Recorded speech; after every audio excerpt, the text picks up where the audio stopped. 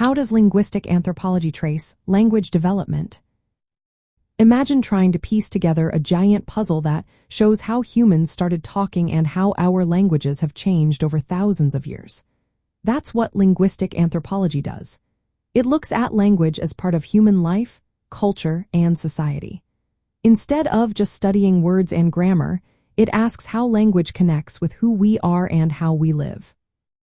First, scientists look at the biological side. They believe humans are born with a natural ability to learn language. They study the brain and how it helps us pick up sounds and words. One idea is the language acquisition device, a kind of brain tool that helps children learn language quickly. They also think there is a special time window called the critical period when learning a language is easiest. After that, it gets harder to learn new languages or sound like a native speaker. Next, they examine how social interactions shape language. Children learn by talking with their parents, friends, and community. The way people speak, the words they use, and the stories they tell are all influenced by their culture.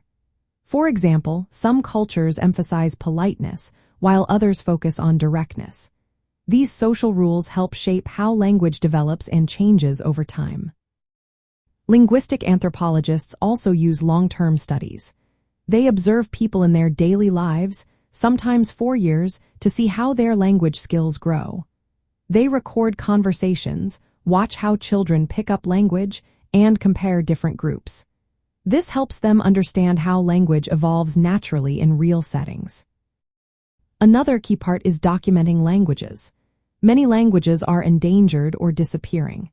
By recording their grammar, vocabulary, and oral stories, anthropologists can trace how these languages have changed through generations. This work shows how languages are not static but constantly transforming. They also study how language is used to express identity and social power. Language can show who someone is or what group they belong to. It can also be a tool to negotiate relationships or show respect. These social meanings are part of how language develops and shifts. Finally, linguistic anthropology connects with other areas like culture and history. It shows how language reflects the way people see the world and how it influences their way of life. By combining all these methods, experts can trace the story of how human language started, how it has grown, and how it continues to change today. This work helps us understand not just words, but what it means to be human.